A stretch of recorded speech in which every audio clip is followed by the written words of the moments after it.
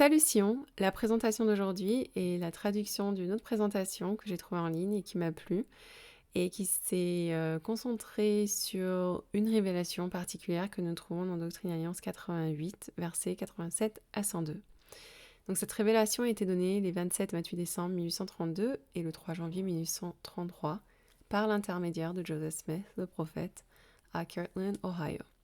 Le prophète la qualifie de feuille d'olivier cueillie sur l'arbre du paradis, le message de paix que le Seigneur nous adresse.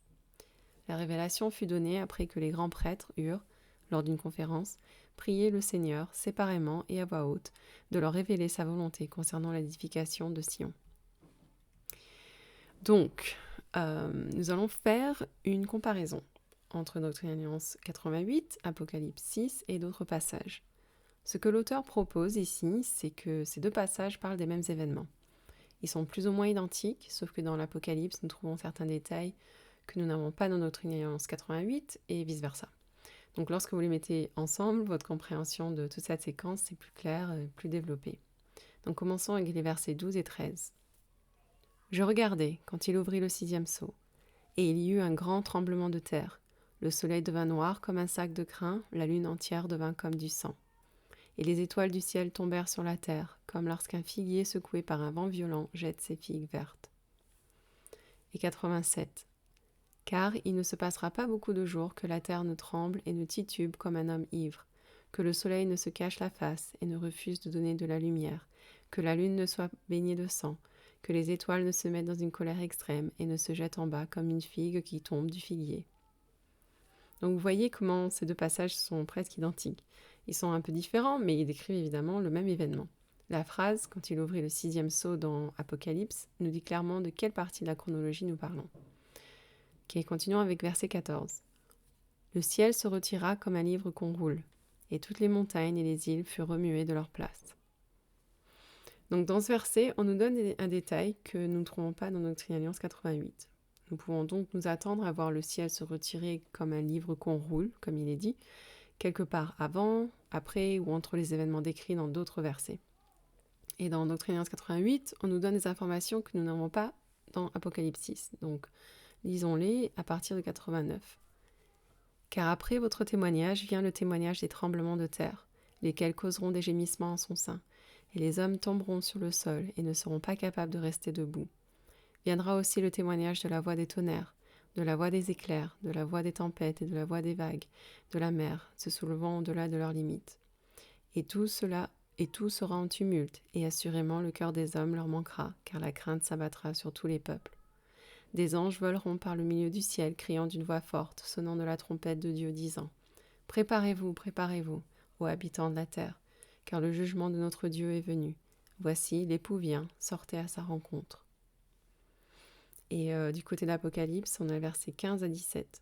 « Les rois de la terre, les grands, les chefs militaires, les riches, les puissants, tous les esclaves et les hommes libres, se cachèrent dans les cavernes et dans les rochers des montagnes. Et ils disaient aux montagnes et aux rochers, tombez sur nous et cachez-nous devant la face de celui qui est assis sur le trône et devant la colère de l'agneau. Car le grand jour de sa colère est venu, et qui peut subsister ?» Donc imaginez que vous êtes ces gens ici qui disent « tombez sur nous et cachez-nous » et que vous venez d'entendre cette partie déclarée du ciel que l'on trouve dans Doctrine et Alliance. La voix des tonnerres, la voix de la foudre, des tempêtes, et ensuite les anges qui sonnent leurs trompettes et qui vont provoquer une grande peur chez tout le monde. Donc ces personnes sont évidemment dans la peur. Ils se cachent dans les rochers, dans les cavernes. Donc si vous demandez pourquoi ces gens savent que le grand jour de la colère de Dieu est arrivé, c'est à cause de toutes ces informations données dans Doctrine et Alliance 88 qui seront déclarées dans les cieux. Donc pouvez-vous voir comment ces deux passages sont reliés et parlent du même événement. Donc concentrons-nous sur les versets 92. Qui est l'époux ici ? L'époux, on sait que c'est le Christ. Et donc qui est l'épouse ? Nous savons que l'Église est l'épouse. Donc c'est l'accomplissement de la parabole des 10 vierges. Et comme nous savons que le Christ apparaîtra en premier à son peuple, dans le Missouri, l'épouse devra aller à sa rencontre. Et ça aussi, j'ai fait toute une présentation sur ça. Verset 93, il est dit « Et immédiatement apparaîtra un grand signe dans le ciel, et tous les hommes le verront ensemble. » Quel est ce grand signe, selon vous ? Serait-ce le signe de la seconde venue du Fils de l'homme ? Donc faisons une comparaison avec la traduction de Joseph Smith, Matthieu 1, à partir du verset 32. Et de plus, l'abomination de la désolation dont a parlé le prophète Daniel s'accomplira. Aussitôt après ces jours de détresse, le soleil s'obscurcira, la lune ne donnera plus sa lumière, les étoiles tomberont du ciel, et les puissances des cieux seront ébranlées. Et comme je l'ai déjà dit, après ces jours de tribulation, et lorsque les puissances des cieux auront été ébranlées, alors le signe du Fils de l'homme paraîtra dans le ciel. Toutes les tribus de la terre se lamenteront, et elles verront le Fils de l'homme venant sur les nuées du ciel avec puissance et une grande gloire. Dans Doctrine 88, nous avons les jugements de Dieu. Et dans Joseph Smith Matthieu, nous avons l'abomination de la désolation. Et puis immédiatement après cela, après les tribulations de ce jour, quelque chose va se passer. Un grand signe apparaîtra dans le ciel et tous les peuples le verront ensemble. Donc ces deux-là semblent être reliés. Quand l'époux viendra, c'est à ce moment-là que cette partie de Matthieu verra son accomplissement parce qu'il viendra au sein. Il y a aussi un autre point intéressant sur le signe du Fils de l'homme que nous lisons dans le verset 36. Est-ce que ceci est le signe du Fils de l'homme ou la venue du Fils de l'homme ? Donc l'homme qui a fait cette présentation en anglais à la base, il propose que c'est à la fois la venue du Fils de l'homme, puisqu'il va venir parmi ses saints. Donc pour eux, c'est la venue du Christ en personne. Mais pour le monde, ce sera le signe du Fils de l'homme. Ils verront tous les signes, mais ils ne les comprendront pas. Donc voyons voir ce que Joseph Smith a dit sur le sujet. Et ça, c'est un passage de son journal que j'ai déjà cité dans d'autres vidéos. Et on y lit. Comment le verrons-nous ? Réponse. Comme l'aube ou l'aurore du matin vient de l'Orient et brille à l'Occident, ainsi en est-il de l'avènement du Fils de l'homme.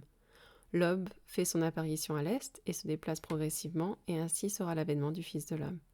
La lumière sera légère à sa première apparition, et deviendra progressivement plus grande jusqu'à ce que tous les yeux la voient. Les saints la comprendront-ils ? Oh oui, c'est ce que dit Paul. Les méchants la comprendront-ils ? Oh non, ils l'attribueront à une cause naturelle. Ils supposeront probablement que les circonstances sont trop grandioses, des comètes entrant en contact les unes avec les autres. Sa lueur sera d'abord légère et deviendra de plus en plus grande jusqu'à ce qu'elle devienne comme un feu, pour que tous les yeux la voient. Donc ce passage de Doctrine et Alliance nous dit que tout le monde verra ce signe. Ce ne sera pas un secret. Ce passage nous explique ce qui va se passer avant la venue du Seigneur. Donc nous sommes toujours dans la section 88 et nous continuons la lecture des versets. Et nous avons de nouveau Joseph Smith Matthieu à droite. Nous en sommes au point où l'époux vient, où nous devons sortir pour le rencontrer, et le signe de Fils de l'homme est donné dans le verset 94. Et un autre ange sonnera de la trompette disant : cette grande église, la mère des abominations, qui faisait boire à toutes les nations le vin de la colère de sa fornication, qui persécute les saints de Dieu, qui a versé leur sang.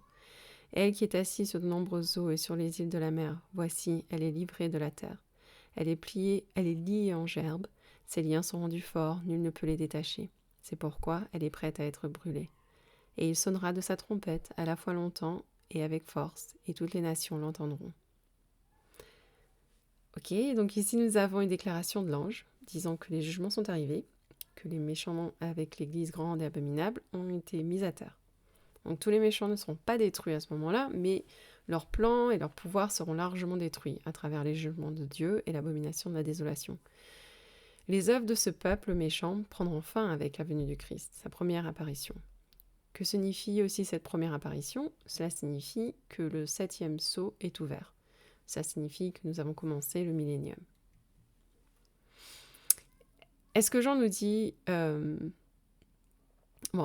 que Jean nous dit dans Apocalypse 8.1 se produit aussi lorsque le 7e sceau s'ouvre, nous disant que c'est à ce moment que la demi-heure de silence commence. C'est ce qui est écrit aussi dans les versets 84-95. Et il y aura du silence dans le ciel pendant une durée d'une demi-heure. Ainsi, tout ce que nous lisons à partir de ce point dans Doctrine 88 est au sujet des choses qui se dérouleront après la demi-heure de silence. Mais il y a plusieurs événements qui se produisent pendant la demi-heure de silence et qui ne sont pas mentionnés ici. Donc, notre Doctrine 88 nous mène jusqu'à la première apparition du Seigneur et à la destruction de l'Église grande et abominable. Puis il fait un bond en avant de 21 ans. Donc, pourquoi 21 ans ? Parce que c'est environ l'équivalent de la durée de temps sur Terre d'une demi-heure de silence dans les cieux. Donc, cette église grande et abominable ne constitue pas tous les méchants.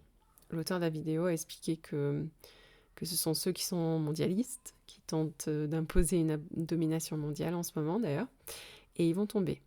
Mais ça ne sera pas tous les méchants, parce qu'il y a aussi, il y aura encore ceux qui vont assiéger Jérusalem plus tard. Et ça, ce sera plus tard. Donc, lorsque nous lisons ici et immédiatement, c'est à la fin de la demi-heure de silence, bien après la venue du Seigneur, verset 5, et après son apparition aux Juifs. Donc l'apparition aux Juifs se produit pendant la demi-heure de silence, bien que rien ne soit mentionné ici dans ce passage spécifique des Écritures. Donc allons donc faire le point sur ce qui se passe après la demi-heure de silence. Toujours dans 95, et immédiatement après cela, le rideau du ciel sera ouvert comme on ouvre un livre après qu'il a été roulé, et la face du Seigneur sera dévoilée. Cette apparition du Seigneur est réellement sa troisième apparition.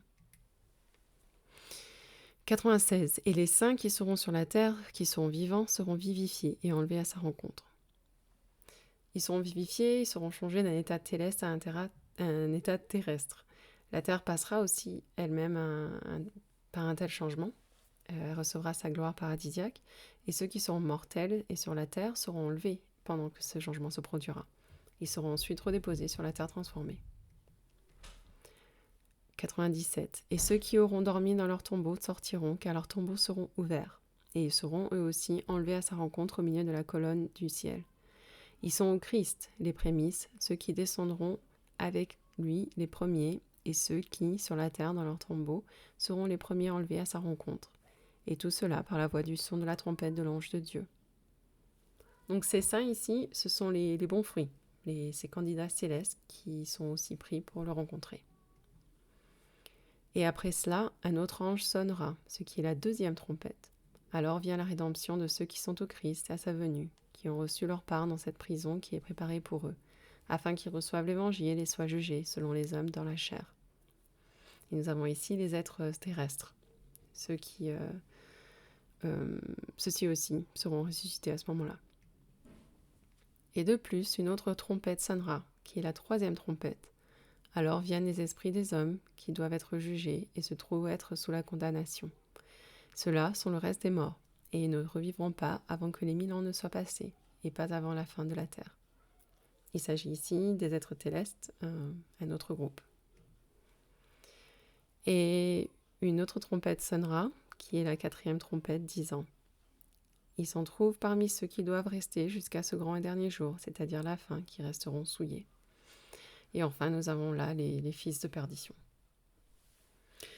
Ok, nous allons conclure en posant la question de où en sommes-nous dans cette chronologie aujourd'hui. Sommes-nous proches de l'abomination de la désolation? À quel point sommes-nous proches de cette transition? Donc lisons ce que Ezra Taft Benson a dit à propos de nos jours. Mais d'un autre côté, si les païens de ce pays rejettent la parole de Dieu et conspirent pour renverser la liberté et la Constitution, leur sort est fixé, et ils seront retranchés du milieu de mon peuple, qui est de l'Alliance. Donc si vous faites un peu attention, il est assez évident que cela se passe en ce moment, et je ne dis pas ça pour effrayer qui que ce soit, je dis parce que le signe est là, et il faut le reconnaître. Je continue la lecture. La grande force destructrice qui devait se déchaîner sur la terre, et que les prophètes appellent depuis des siècles l'abomination de la désolation, est écrite de façon très vivante par ceux qui l'ont vue en vision. Notre génération est la première à réaliser comment ces prophéties peuvent littéralement s'accomplir maintenant que Dieu, grâce à la science, a percé le secret de la réaction thermonucléaire. À la lumière de ces prophéties, il ne devrait y avoir aucun doute dans l'esprit de tout détenteur de la prêtrise que la famille humaine est vouée à des problèmes. Des jours difficiles nous attendent. Il est temps pour tout homme qui souhaite faire son devoir de se préparer, physiquement, spirituellement et psychologiquement, à la tâche qui peut se présenter à tout moment, aussi soudainement que le tourbillon. Ezra Taft Benson nous dit que ce sera la cause de l'abomination de la désolation sur les gentils. Ce qui est en train de se passer en ce moment, et le fait que les gentils rejettent la liberté et la Constitution. Dans 2 Néphi, chapitre 10, Néphi fait écho à ce que président Benson nous dit.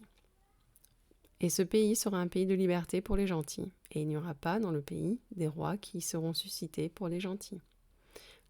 Donc le Seigneur a établi la Constitution, ça on le sait, il a établi la gouvernance de cette terre, et il a vu ce qui allait se passer, bien sûr, puisqu'il sait tout.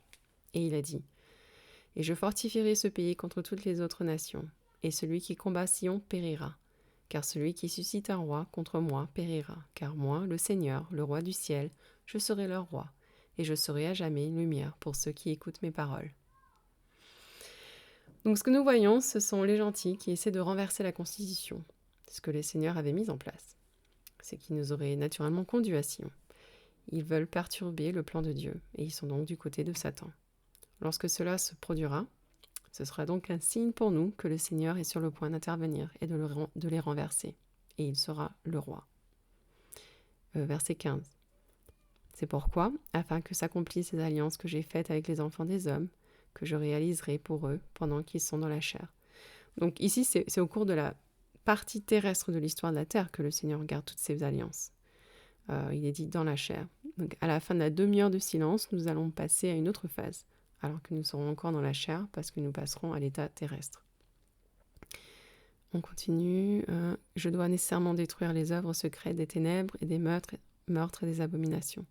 C'est pourquoi ceux qui combattent Sion, tant juifs que gentils, tant esclaves que libres, tant hommes que femmes, périront.